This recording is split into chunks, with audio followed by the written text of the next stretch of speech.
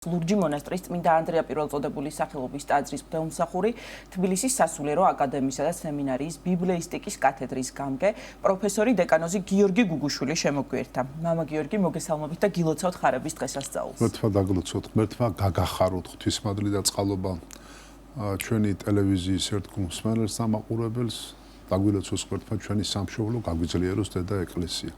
დიდი მადლობა კიდევ ერთხელ მობრძანებისთვის. მამა გიორგი, ჩვენი პატრიარქი უწმინდესი და უნეტარესი ილია მეორე ხშირად ბრძანებდა ხოლმე თავის ქადაგებებში, რომ ხარება ისეთი დღესასწაულია, რომ ჩიტი ბუდეს არ იკეთებსო და ამ დღეს ყოველგვარი მიწიერი საზრუნავი გვერდზე უნდა გადავდოთ და მიუძღვნათ ღვთისმსახურებას, უფალს, ღვთისმშობელს. პირველი ხარება არის ჩემს მეხსიერებაში, ალბათ ბევრის მეხსიერებაში და უახლესი 59 წლის განმავლობაში, როდესაც უწმინდესი თავად არ გვილოცავს ხარების დღესასწაულს და აი ამით მინდოდა რომ დაგვეწყო ჩვენი საუბარი.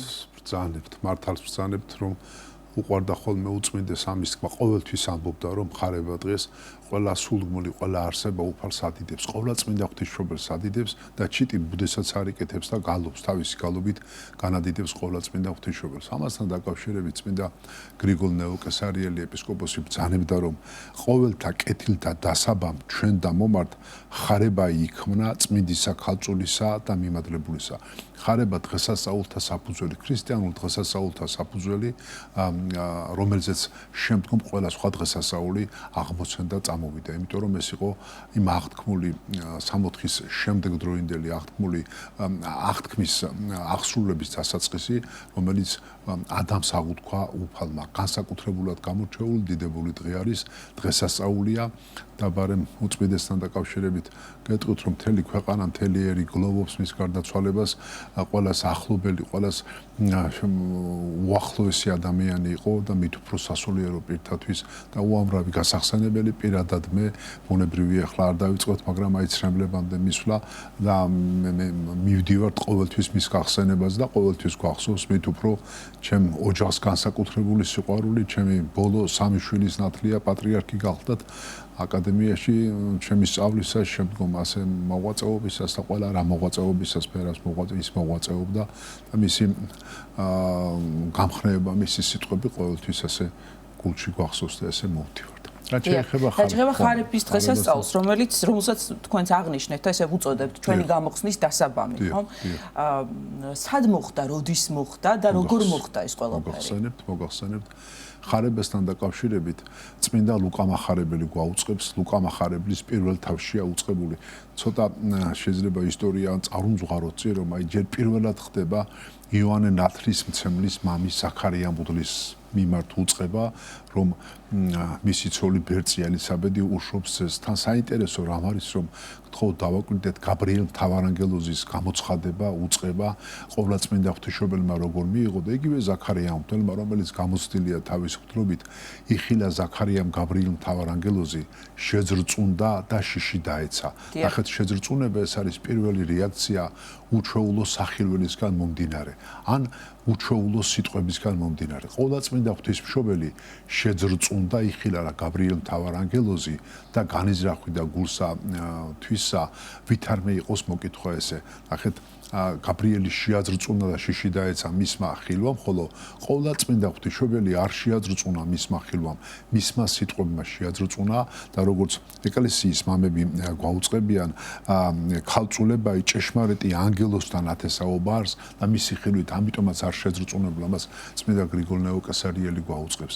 და დავიწყოთ და მოყვეთ ახლა რომ როგორი დიალოგი წარიმართა ასევე საინტერესო ღვთისმშობელსა და ბუნებრივია ყოვლადწმინდა ღვთისმშობელი, რომელიც ბავშვობიდანვე მისი მშობლების განზრახვით ტაძარში იზრდებოდა, ანა წინასწარმეტყველი ზრდიდა მოაღწია 14 წელმა, ეს იყო ებრაული სჯულის ასე მოთხოვნა, მკაცრი 14 წლის გოგონა უნდა აუცილებლად აქორწინებულიყო, მას თუ არ ყავდა არჩეული ირმე და მის ოჯახს მაშინ თავისი გვარიდან, თავისი ტომიდან გამოურჩევდნენ შესაბამის და დააქორწინებდნენ. რადგანაც მარიამს ჰქონდა აღთქმა უფლის წინაშე, რომ იგი მარად ქალწული იქნებოდა, მისი მშობლები გარდაიცვალენ, იოაკიმე და ანა ასაყვარნი იყვნენ და მას აღთქმა ჰქონდა დადებული, რომ უფალს უნდა ემსახუროს და მაგრამ მოაწია ჟამი რომ იგი უნდა ჯულის მოთხოვნის შესაბამისად უნდა დაიწინდოს და მაშინ გამოარჩია 12 ტომი დავითის ტომიდან და როგორც ცნობილია ახლა ისტორიას აღარ გავაგრძელებ ძალიან ვრცლად და იოსების კვერთხი განედლდა და დაიწინდა. დაწინდვის არსი რა არის და მათი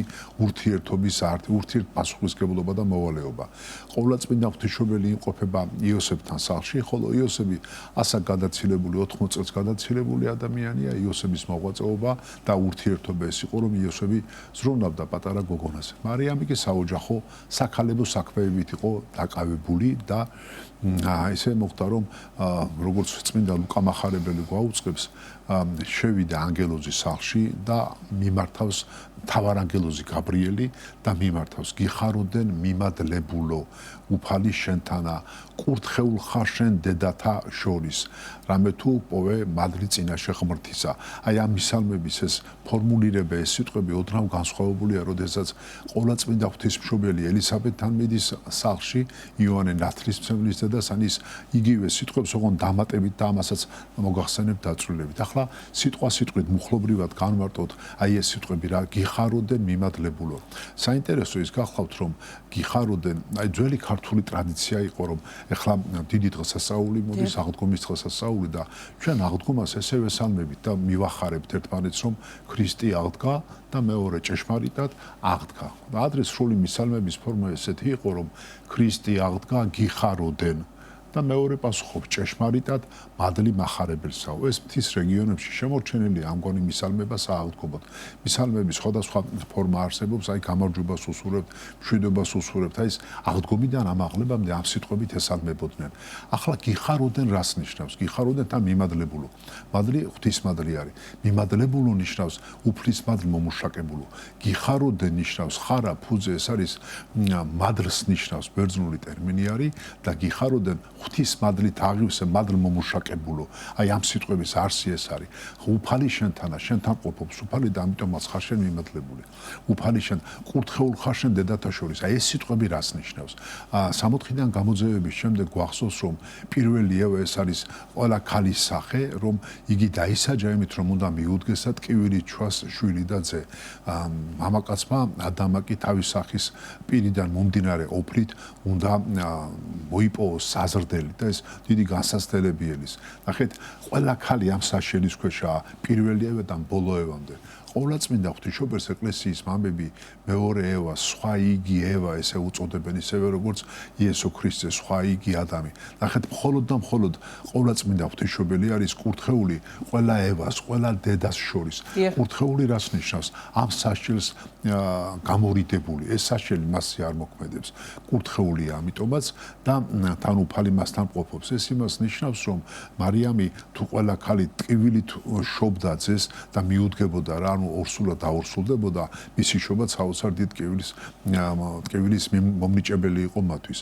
ღვთისმშობელს ყოვლადწმინდა ღვთისმშობელი აი ამ სიტყვების შემდეგ ფიქრობს, ნახეთ შეძრწუნდა, იგი შეაწუნა ამ მისალმების სიტყვებმა, იმიტომ რომ ვიცით ყოვლადწმინდა ღვთისმშობელს მრავალგზის ეცხადებოდა გაბრიელ მთავარანგელოზი და განსწავლიდნენ მას სულ პატარა გოგონა რომელიც ტაძარში იმყოფებოდა, ტაძართან იზრდებოდა. მაშინ და მარიამი არ შეაძრწუნა მისმა ხელამ, მარიამი შეაძრწუნა მისმა სიტყვებმა და ფიქრობს, ვით არმე იყოს მოკითხვა ესე, ანუ ეს სიტყვები ამგვარად რატომ მომიკითხა და შემდეგ გაბრიელ მთავარანგელოზი ეუბნება რომ შენ უფლის წინაშე მოიპოვე მადლი, მოიმუშაკე მადლი და მარიამი მე ხომ მამაკაცი არა ვიცი და რა ყოფილა არ მომხდარა ესეთი რამ მარიამი სრულად არის უფალს მინდობილი მაგრამ არ ყოფილა შემთხვევა ხო ეს მისი დაეჭვება მისი ურწმუნოება არ არის რომ ეს როგორ უნდა მოხდეს და უწყება რომ სული წმინდა მოვიდეს შენსე და ძალი მაღლის აქ ფარვიდე შენ გაშვებელს უნდა ეწოდოს იესო ხსნელს ნიშნავს ანუ ესაა ცოდვის ტყვეობიდან გამოფხსნელი იგი იქნება დავითის ტახტზე და მის მეფობას დასასრული არ ექნება თუმცა კი არის ესეთი უწყება წინ უნდა გვეთქვა რომ ყოვლადწმინდა ღვთისმშობელი კითხულობს რომელიც ღრმად ჩახედული არის ამ ძველი აღთქმის წინასწარმეტყველებებში, რომ ქალწული უნდა მიუდგეს, უნდა შუასწე იგი იქნება სოფლის მესია, მხსნელი, ამასთან დაკავშირებით დანიელი წინასწარმეტყველი, ესაია წინასწარმეტყველი და მრავალი წინასწარმეტყველება იყო და აი ფიქრობს, როგორც არის საეკლესიო ტრადიცია, რომ განიზრახვი და იმ ქალწულის მსახურად რომ აქცია, როგორ ერთგულად ემსახურებოდა და ის იყო მისი ოცნება, მაგრამ ნახეთ როგორი აღმატებული მდგომარეობა, რომ შენი წიაღიდან უნდა მოვიდეს მესია, მხსნელი უნდა მოვიდეს შენი წიაღიდან. რატომ გამოირჩია უფალმა მაინც და მაინც ქალწული მარიამი კაცთა მოდგმიდან იმისთვის, რომ სწორედ მისგან შობილიყო ქალწულ მარიამისგან უფალი და მისი განხორციელების მსახურებად, რატომ ამოირჩია მაინც და მაინც ქალწული მარიამი? მოგახსენებთ, რომ ჩვენ ხშირად ვამბობთ და ახლა ბარემ თქვენის ნებართვით ერთ ციტატაც მოგახსენებთ წმინდა გრიგოლ ნეუკესარიელის ვენახო მარადის გიხაროდენ მიმადლებულო, ვენახო მარადის შვენიერო, დაუთესველო, ნაყოფ შვენიერო, ყანაო, კიდობანო სიწმინდისაო, შინაგან და გარეშე განჩუნვილო ოქროითაო. ჩვენ ვამბობთ, რომ ყველა წმინდა ღვთისმშობელი, ანუ ყველა დედათაგან გამორჩეული თავის სიწმინდით. იგი იყო არა მარტო ფიზიკურად, არამედ სულიერად წმინდა. მაგრამ მარიამი იყო ამავე დროს უბრძენესი დედათა შორის. ნახეთ, თითქოს ერთმანეთთან როგორ უნდა დავაკავშიროთ. იგი წმინდა, მაგრამ უბრძენესიც არის. არა მარტო დედათა შორის, არამედ ადამიანის მოდგმას შორის. გავიხსენოთ გნებავთ, ეს ხარება მარიამი გულში დაიმარხავს და არ ეკითხება გაბრიელ მთავარანგელოს, თუ ეს რა და როგორი სახით უნდა იყოს. ყველა წმინდა ღვთისმშობელი მიდის ელისაბედთან სახლში, ელისაბედი შეეგებება, მიესალმება. ახლა მოგახსენებთ ამ სიტყვებსაც მოგახსენებთ და მარიამი გულში დაიმარხავს და საოცარ უფლის სადიდებელს, ხომ ამბობს მარიამი და გალობს უფლის, ხო გალობა ღვთისმშობელის ესოწოდება. მარიამი შობს რა მაცხოვარს, მოდი ამ წყემსები ახარებენ და მარიამი და საოცარ სიტყვებს ეუბნებიან, მარიამი ამ სიტყვებსაც დაიმარხავს. მარიამთან მოდიან, შემდეგ მიყავთ რა მაცხოვარი ტაძარში, აი დამწინდელი იოსები შეეგებება და საოცარ სიტყვებს ამბობს. ასევე ანა წინასწარმეტყველი მარიამი გულში იმარხავს ამ სიტყვებს. გნებავთ გავიხსენოთ 12 წლის მაცხოვარი ტაძარში, რომ მარიამი მოიძებს და როგორ სიტყვებით მიმართავს და ნახეთ, ჩემი ყოფა ვახარით, რომ მაცხოვარი რომ მიმართავს და სხვაებ. მარიამი არასოდეს არ ეუბნება, არ ეკითხება რა და როგორ. იგივე თქვა კანას გალილეას ქორწილი და საქმე ის გახლავთ, რომ მარიამის უაღმატებულესი სიბრძნე უფლის ნებას სრულად მინდობა. ამიტომაც არის იგი ოქროს ჭურჭელი, ამიტომაც არის იგი ის სავანე, საიდანაც მაცხოვარი მოდის, უბრძენესი, უწმინდესი და გამორჩეული დედა, რომლის წიაღდანაც მოდის მაცხოვარი. მამა გიორგი, ასევე პარალელი რომ გავავლოთ, როგორ იღებს ცნობას იმის შესახებ, რომ ელისაბედი მიდგომილია, მართალი ელისაბედი და შვილი ეყოლება მართალი ზაქარია და როგორ იღებს ყოვლადწმინდა ღვთისმშობელი. მოგახსენებთ. და ზაქარია როგორც გითხარით, დაეჭვდება შეაშინა მისმა სიტყვებმა, შეძრწუდა შიში დაეცა, ხოლო ყოვლადწმინდა ღვთისმშობელს ახარებს რა გაბრიელ მთავარანგელოზი და ეუბნება, რომ უფლისთვის ყოველი სიტყვა არ არის შეუძლებელი, რომ არ ახსრულდეს. მარიამი ფიქრობს, მე ხომ ქალწული ვარ და სული წმინდა მოვიდეს შენზე და ძალი მაღლისა იქ ფარვიდეს. და შემდეგ მარიამი ამბობს იმ სიტყვებს, რომელიც არის ბეჭედი მისი სულიერი მდგომარეობისა. აჰა მხევალი ღვთისა იყავ ნებისაებრ სიტყვისა შენისა, უფლის ნებისაებრ იყოს. ანუ მარიამი რომ მზად არის, უფალმა ეს ყოველივე იცის, მაგრამ ჩვენთვის გასაგებად, რომ მარიამა თავის შინაგანი მზაობა დაბეჭდა ამ სიტყვებით, რომ უფლისნების აღმსრულებელია. შენი ნათესავი ელისაბედი, რომელსაც ბერწი ერქვა, იგი 6 თვის მიდგომილია. ამის შემდეგ ყოვლადწმინდა ღვთისმშობელი მიდის ელისაბედთან და ეს არის იუდეის მხარე, არის უწყება, რომ იუდეის მთიანეთში იუტა ან ქებრონი, რომელიმე ამ ქალაქიდან შედის მარიამი და მოიკითხა ელისაბედ და მოესმარა ელისაბედს ხმა, ესე ძალიან საოცრად კარგი რამს, ხო, კრთებოდა ყმა იგი მუსელს და მისსა. ნახეთ, ელისაბედს ეუწყა, რომ უпроსორად მის მეუღლეს ეუწყა ზაქარიამ მოდელს, რომ როცა თქვენ სულიწმინდის მადლით აღივსებით და თანამედროვე დროს ერთი-ორი სიტყვას მე მინდა რომ დავამატომას, რომ და კრთებოდა ყმა იგი და ელისაბედი გამოდის ეუბნება, კურთხეულ ხარ შენ დედათა შორის, აი მისამების ფორმა გაბრიელ მთავარანგელოსა და ელისა და კურთხეულ არს ნაყოფი მუცლისა შენისა. გაბრიელ მთავარანგელოზი არ ახსენებს მისი მუცლის ნაყოფს. რატომ არ ახსენებს? იმიტომ რომ მუცლად არ იყო ჯერ ნაღები მაცხოვარი, არ ქონდა მუცლად მიღებული და ეს როდის მოხდება? ეს ხდება მხოლოდ და მხოლოდ იმ სიტყვების შემდეგ, რაც მარიამმა გამოხატა თანხმობა მზაობა, რომ უფლისნება მის თავზე ახსრულდეს. და ეს რას მიანიშნებს? ეს მიანიშნება, უკვე მარიამი მიდგომილია. აი ამას მიანიშნებს, რომ ელისაბედმა სულიწმინდის მადლით აღსებული ელისაბედი წინასწარმეტყველებს მარიამის შესახებ და გაბრიელ მთავარანგელოისგან განსხვავებით იგივე სიტყვებს ეუბნება, ოღონდ დაამატებს, რომ კურთხეულას ნაყოფი მუცხრისა შენის, უკვე მარიამმა სულიწმინდის მიერ მუცრის ნაყოფი მიიღო და მის წიაღში მყოფობს მაცხოვარი.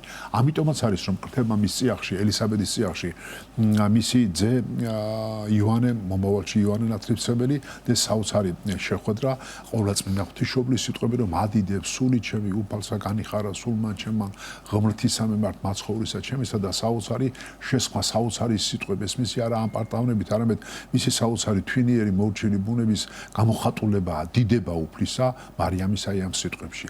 მაგრამ ესეც უნდა ვთქვათ, რომ აი როცა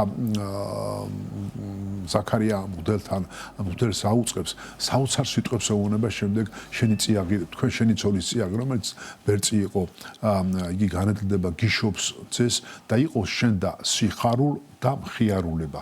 სიხარული და მხიარულება რას ნიშნავს? სიხარული ეს არის არა რაღაც აპატიეთ ქუჩაში რომ გამოვლენ და ხუმრობენ და არ არის, არც ეს მხიარულება არ არის. საღვთო სიხარული ეს არის უფლის მადრის ადამიანის გულის ავსება.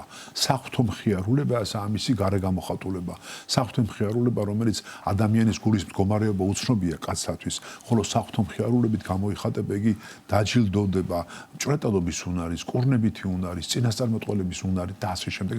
საღვთო მხიარულება. აი ყოვლადწმინდა ღვთისმშობელი მიდის რა ელისაბედთან საღვთო მხიარულებაში მყოფია უკვე ელისაბედი, იმიტომ რომ მიდის მასთან რა შეიძრა მის წიაღში იოანე ნათლისმცემელი და სულიწმინდის მადლით აღივსო, ანუ ეს საღვთო მხიარულების გარე გამოხატულება, რომ მან დაიწყო წინასწარმეტყველება და არ იცოდა ყოვლადწმინდა ღვთისმშობელთან დაკავშირებით და როგორი სიტყვებით მიმართავს. მაგრამ ამასაც მოგახსენებთ, აი თუ ეს ეპიზოდი ალბათ კარგად და დროის სიმცირის გამო სრულყოფილად ვეღარ მოვყვებით, რომ ზაქარია და ელისაბედი მისი სული იყვნენ წინაშე ღვთისა მართლები. მართალი რას ნიშნავს? უფლის მცნებათა უბიწოდ აღმსრულებელი. უფლის მცნებათა უბიწოდ და მართლად აღმსრულებელს მართალი ეწოდება, აი ეპითეტები უფლისმიერი როგორ არის. ხოლო მათი წიაღიდან შვებრიზე პირდაპირ არის უწყებული, რომ იგი იქნება დიდი იქნება იოანე, რადგანაც მანო ღვინო და თაფრუჭი არასვასო, ღვინის და თაფრუჭის უსმარობით არ არის იოანე დიდი, არამედ სული დედის წიაღშივე სული წმინდის მადლით აღივსება. დიდი თავის თავში მოიცავს მართალსაც. ანუ იოანე აღმატებულია. რაც შეეხება მაცხოვარს, ყოვლადწმინდა ღვთისმშობელს რომ აუწყებს გაბრიელ მთავარანგელოზი, იგი იყოს დიდ და ძე მაღლის ეწოდოს. ნახეთ, მაცხოვარი ზიაღმატებული, თვალშეუდგამად აღმატებულია ყველა მიწიერზე, რომ იგი არის დიდი, ანუ თავის თავში მოიცავს უფლის მცნებათა ზედმიწევნით აღმსრულებელს. იგი არის ჯულის აღმსრულებელი, უფლის მცნებათა აღმსრულებელი. იგი არის სულიწმინდის მადლის მატარებელი და იგი არის დიდი უფლის ზედ სახელდების ადამიანთა შორის ამით გამორჩეული და ყველაზე აღმატებული ეპითეტი ქრისტეს ეკლესიაში ადამიანს, რომ აი უფლის სახელით მიმართავს, უფალს ეტყვის. გახსოვთ ფსალმუნის სიტყვები, ხვა უფალმან უფალსა ჩემსა. ნახეთ რა საინტერესოა, არსით უფალი მადლით განაღმრთობილს მიმართავს. თუმცა კი ჩვენ ვიცით, რომ მაცხოვარი არის სრულყოფილი კაცი, სრულყოფილი ღმერთი, არსით უფალი, რომელიც მოდის და იგი ჭურჭელს კაცს იესოში გიებს ყოფობს და იგი არის მადლით უაღმატებულესი მდგომარეობა. აი ეს რაც შეიძლებოდა ორიოდე სიტყვით და უფრო თქვენთვის ასევე იმასაც რომ გავამახვილოთ მამა გიორგი ყურადღება, რომ ნებიშვიდეულში მოხდა წელს ხარების დღესასწაული, ზოგადად ვიცით რომ არის ხოლმე თევზით ხსნილი, ამ შემთხვევაში ასე არ იქნება, ну ეს ესე იგი კალენდარში ყოველ შემთხვევაში ესე წერია რომ არ არის დღეს თევზით ხსნილი. მოგახსენებთ შემოკარგებო, რომ თევზით ხსნილი ჩვენი საეკლესიო ტიპიკონის საეკლესიო კანონმდებლობით ეს თევზით ხსნილი არა, დიდ ნებიშვიდეულში ხდება, ზეთით ხსნილი არის დღევანდელი დღე და ეს გასტრონომიული კუთხე არის მარხვისა, თუმცა მარხვა არის სულიერი კუთხით, არის გასტრონომიული კუთხით და ეს გასტრონომიული კუთხით ეს უმთავრესი კი ჩვენ ვიცით რომ სულიერი კუთხე არის და ეს სულიერი ასე გამოიხატება კეთილსაქმეთა აღსრულება, ლოცვა, მსახურება და როგორც ჩვენი უწმინდესი გვარიგებდა რომ მხოლოდ უფალი ვადიდოთ ამ დღეს ესე ხო რაც შეეხება აი ამ მარხვასთან ნებიშვიდეულზეც რომ ვისაუბროთ, მეორე დღე არის, დღეს არის დიდი სამშაბათი, სულ რამდენიმე დღე რჩება ბრწყინვალე აღდგომამდე. ნებიშვიდეულის თითოეულ დღეს დიდი ეწოდება, ნუ დღეს დიდი სამშაბათი, 10 ქალწულის ხსენება, ხო? დიახ. და წინ გვაქვს ძალიან მძიმე დღეები, ხო, დიდი ოთხშაბათი შემდეგ. მოგახსენებთ, პარე მარხვაზე ორ სიტყვას მარხვაზე თუ თქვენი ნებართვა იქნება მარხვასთან დაკავშირებით, როგორც მოგახსენებთ, რომ აი უფრო უპირატესი ყურადღება ეთმობა ამ სულიერ კუთხეს, თუმცა კი ამ სულიერი კუთხესთან ერთად გითხარით გასტრონომიული მხარე არისო და მარხვის საფუძველი ეს მაცხოვრის მოღვაწეობიდან 40 დღე რომ იმარხულა და პირდაპირ გვეუბნება ლუკა მახარებელი რომ 40 დღის განმავლობაში მას არაფერი უჭამე და რა იყო, იგი ლოცულობდა და უფალს ესაუბრებოდა, ხომ? და შემდეგ იწყება მისი გამოსვლა სამგზის მიუხვდა გამოცდელი. წმინდა გიორგი მთაწმინდელს გამორჩეულ დიდ მოღვაწეს ეკითხებია რომ ვით არ გონებ დიდო მამაო რომ მარხვაში კათოლიკე მარხვაში ანუ საყოველთაო დიდ მარხვაში თევზთან დაკავშირებით ესაუბრებიან. ახლა ეს ჩვენი სასაუბრო თემა არ არის, მაგრამ რადგანაც თქვენ ბრძანეთ გეტყვით რომ წმინდა გიორგი ამბობს მთაწმინდელი რომ მე ვგონებო ეს ქართული ტრადიცია არ არის, მართლმადიდებლური ტრადიცია არ არის და შემოვიდა თევზზე უარის თქმა მარხვაში, ხო, ამას გულისხმობთ. და ესო შემოვიდაო თევზზე უარის თქმაო, გონებო მწვალებელი ჩვენი მეზობლებისგან სომხებზე არის მითითება, იმიტომ რომ თქვენიც ეს მონოფისტური მიმდინარეობისა და ეკლესია აღმსარებლობის რომელიც ჭეშმარიტ აღმსარებლობას გვერდზე გადგენენ, ასე რომ ახლა საპოლემიკო თემაც არ მინდა რომ ახლა საღვთისმეტყველო კუთხით დავიწყოთ ამას ემჯელობა და ამბობს წმინდა გიორგი მთაწმინდელი. ვინცო თევზი წველას გაუტოლოს. წველა არის ძის ნაწარმი და არ ჭამოსო, იგიო საჩელის ქვეშ მოექცევა. ანუ ვისაც თევზი აქვს და არ შეჭამს, იმიტომ რომ იმარხულოთო, იგი უფრო უარესია, ვიდრე აქვს და არ აჭამსო. ანუ თევზის მირთმევაზე ვსაუბრობთ. მიუხედავად ამისა, კალენდარში ჩვენ გვიწერია რომ თევზით არ არის. ეს უკვე ტრადიცია ეკლესიაში ჩამოყალიბდა და ჩვენ ახლა რაც არის დღე, ჩვენი მოთხოვნა, ესე უნდა აღვასრულოთ, რომ რაც არის, ხო და თანამედროვე დროს თქვენი კითხვის პასუხად მოგახსენებთ, რომ დღევანდელი დღე არის მხოლოდ და მხოლოდ ზეთით ხსნილი და არა თევზით. რაც შეეხება ახლა ამ დღეებს ჩვენ უკვე გავიარეთ ლაზარეს შაბათი. აი სახარებიდან გვაქვს ყველა დღეს თავის განსაკუთრებულად დიდი მნიშვნელობა აქვს. მოდით გიხდით, ცოტა დრო გრჩება დაახლოებით 1 წუთი და აი შეჯამება რომ იყოს ჩვენი საუბრის. მაცხოვარმა ლაზარე აღადგინა დიდებით შესვლა იერუსალიმში, რომელიც მაცხოვრის აღდგომამდე 1 კვირით ადრე ხდება. შედის მაცხოვარი დიდებით იერუსალიმში კიცვსი ამხედრებული კიცვი განასახიერებს წარმართულ ერებს, რომელიც უფალმა იტვირთა და ოსანას უგალობენ და დიდებას უგალობენ. ეს შესვლა ოქროს კარიბჭის ხდება, ოქროს კარიბჭისაც თავისი ახსნა და მნიშვნელობა აქვს. შემდეგ ეს დღესასწაულები ხარებასთან დაკავშირებით, ხარება ჩვენ ვიცით რომ მაცხოვრის შესახებ უწყება, ასევე ლეღვის ხის გახმობა, მაცხოვრის გაცემა იოანე ნათლისმცემლის მიერ შემდეგ უნება.